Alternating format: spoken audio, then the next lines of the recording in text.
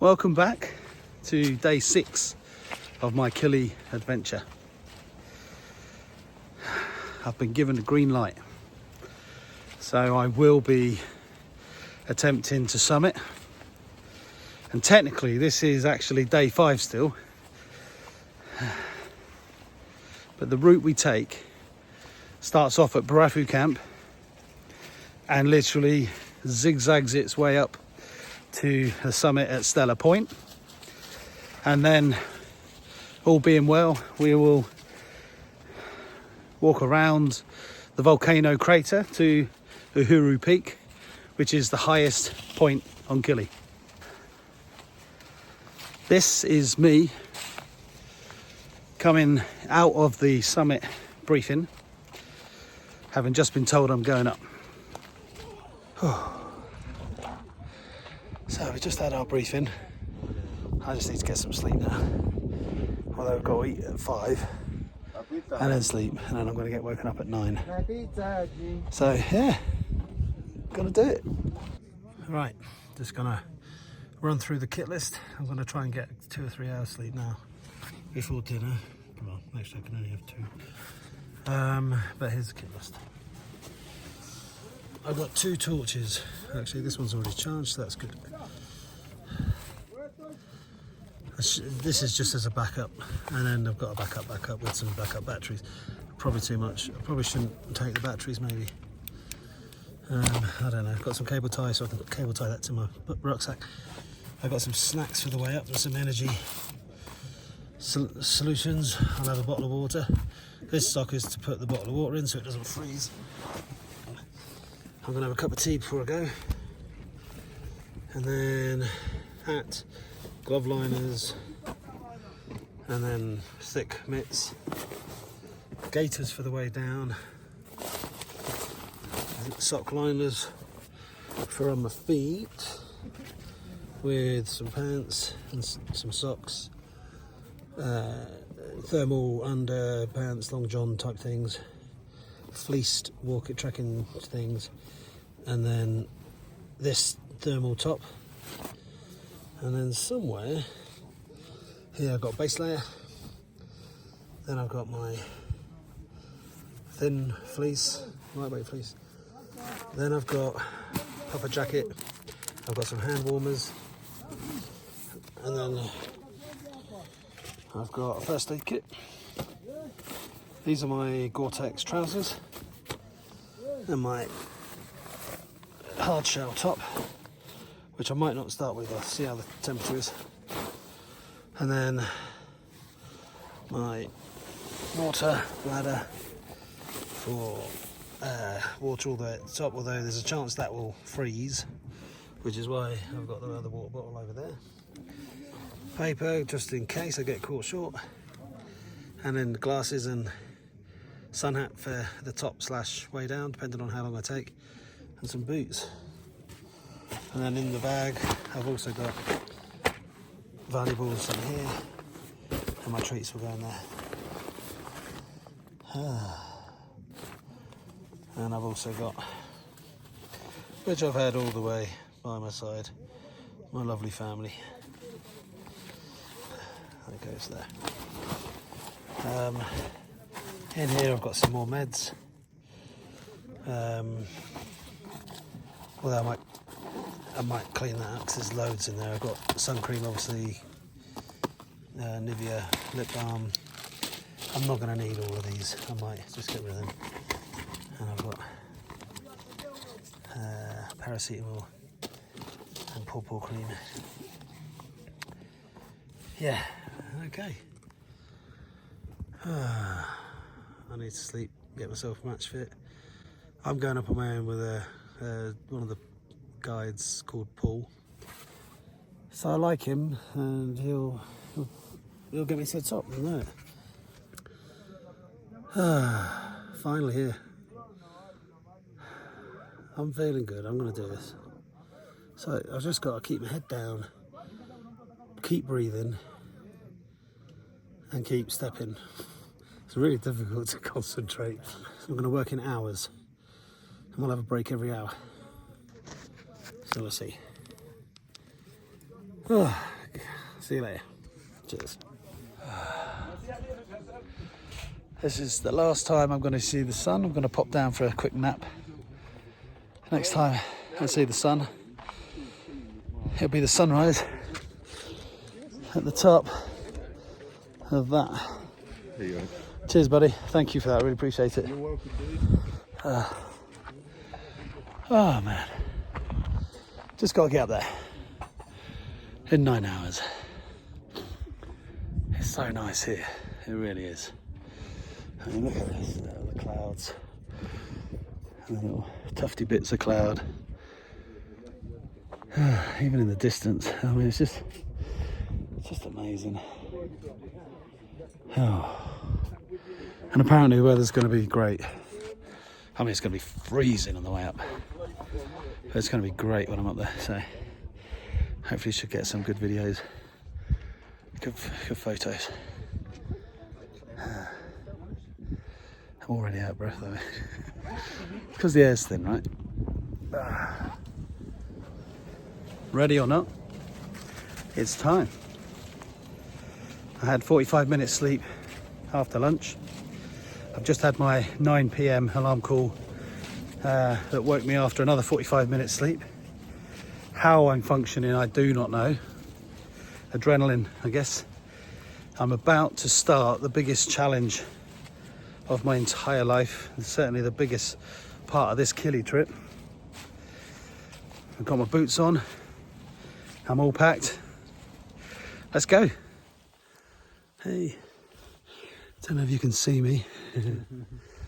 This is 10 PM, yeah. And I'm with Paul and Ibrahim coming up, and we're just about to start the big summit climb. We're going to be about 4.5 kilometers. I'm going to go up about 1,200 meters, slowly, poly, and hopefully we'll see the sunshine when we get to the top. All right, really excited.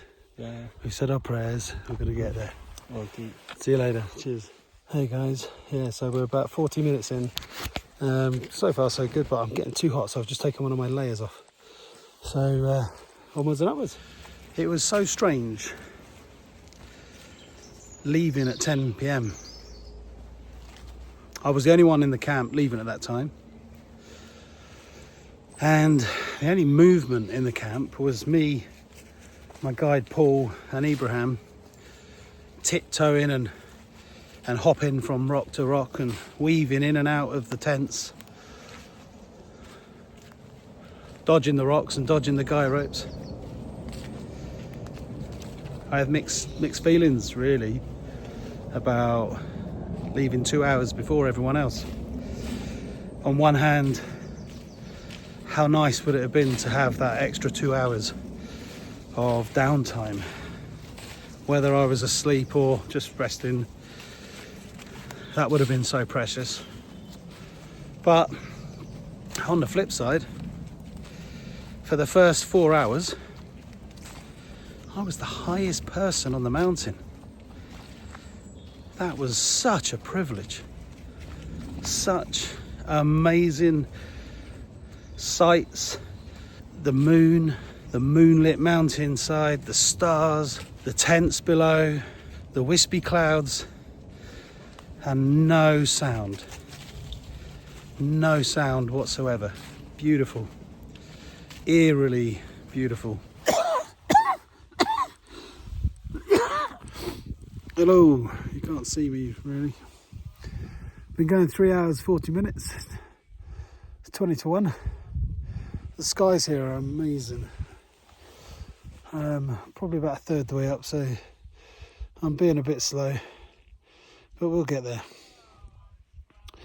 I'm doing all right. I'm in good spirits. I've got 2 awesome guides with me, and just gonna have a quick snack and then we'll carry on. Cool. I'll see you later.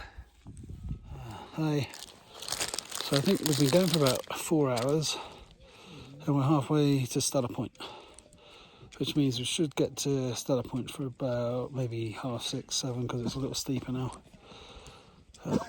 Generally tired, but otherwise doing all right. Roly-poly.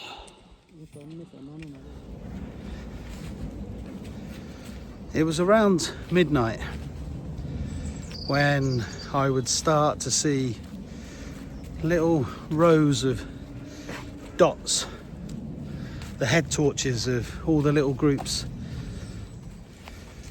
zigzagging their way towards me. It was just incredible to see.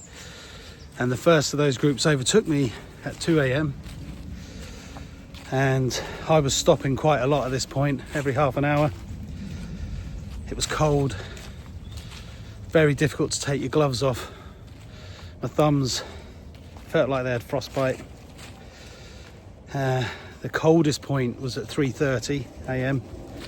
and that got down to -17. And shortly after that, my group came past and I just heard a whole bunch of voices shouting and cheering, "Hey Barry!" That was good. That lifted my spirits quite a lot. It was good to see their faces and a lot of high fives as the group went past, and actually I high-fived everyone that went past at that point. There was so much encouragement from people just saying, "Come on, you got this, let's go." You know, strangers, and every single person that went past spoke in a different language or a different accent.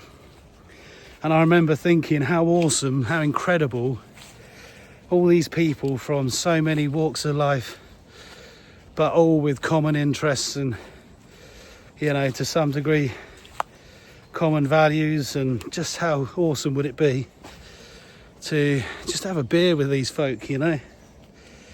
That was heartwarming and uplifting. As my group passed, Robert, the lead guide, switched places with Paul, the guide that had taken me up so far, and I think he kind of felt a sense of responsibility towards me to make sure that I was okay, in good hands. And look, me and Robert had come a long way since Lava Tower. I've got a lot of respect for him, and I was in the best hands. And I think he kind of respected the fact that I was a pretty determined kind of guy. But yeah, the problem was Paul, he had my spare water bottle, which you use when the hose on your bladder freezes. So, and lo and behold, at around 4:30, the hose on my bladder froze. So between 4:30 and 7:30, I found myself without any water. Around 4:30, I was beginning to feel like I couldn't go on.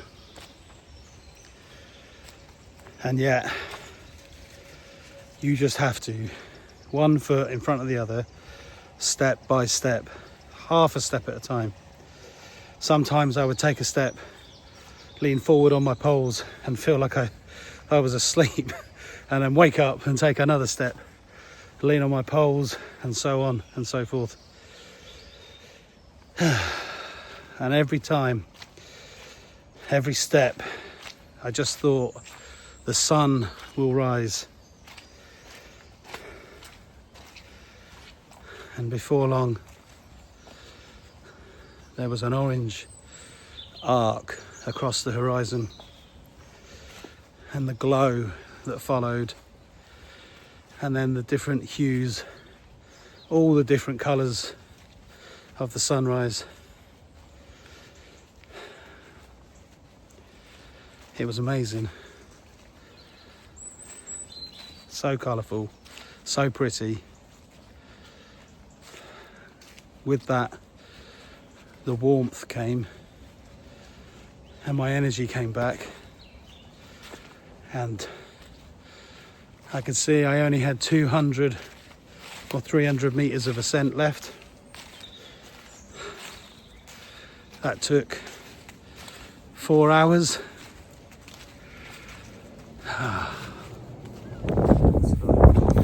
Here's the sunrise. walking for about 8.5 hours throughout the night. Down that.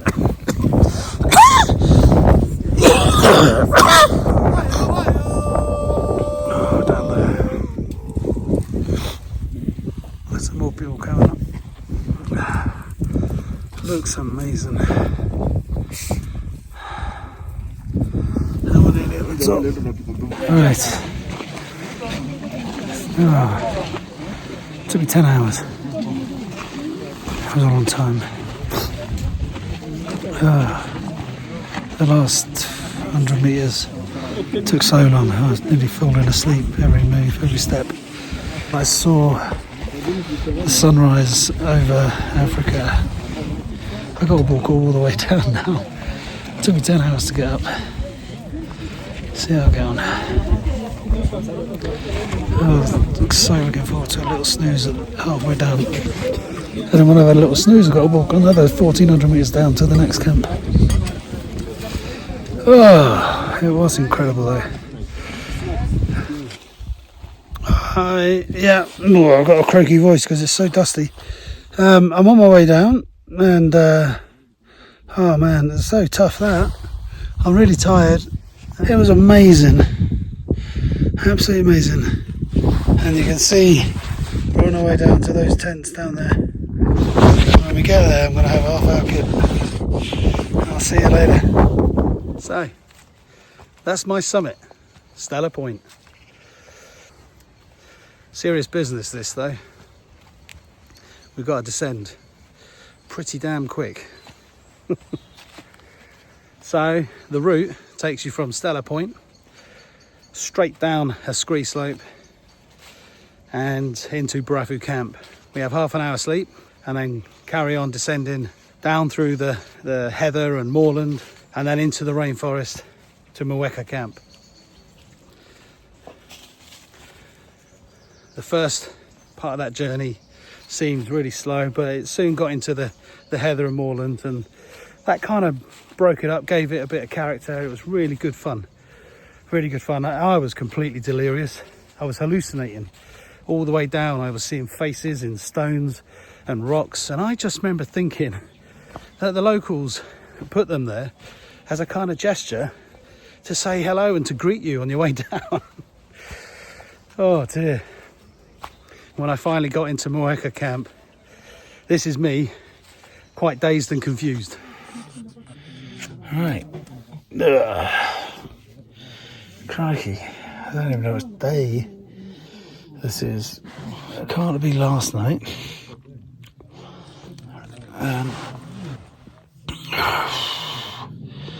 God, what a day. What, 24 hours? Yeah. So basically I haven't been asleep since 9 PM the night before. And it's now something like 9 PM.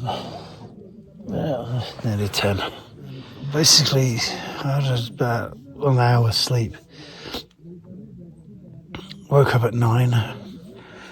Got all the clothes on. Went in the best tent. Then at 9:30 we had popcorn and some cup of tea and stuff, and then 10 o'clock they said a prayer and we all went up the mountain.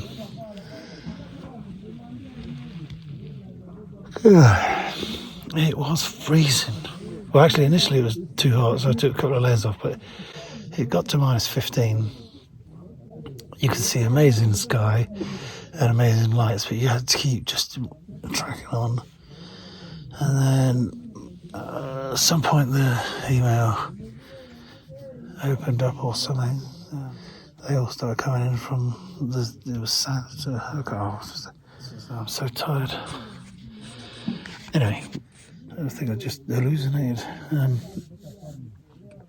Basically, we went up the mountain and I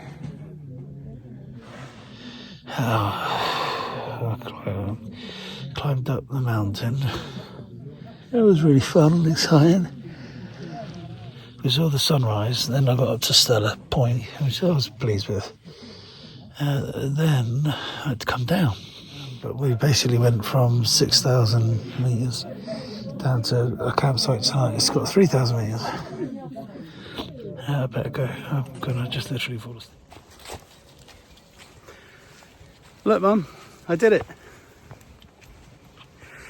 I'd got back to camp. I'd lost the ability to string a sentence together, but it was time for some sleep. I needed to rest and recharge, ready for the last leg home.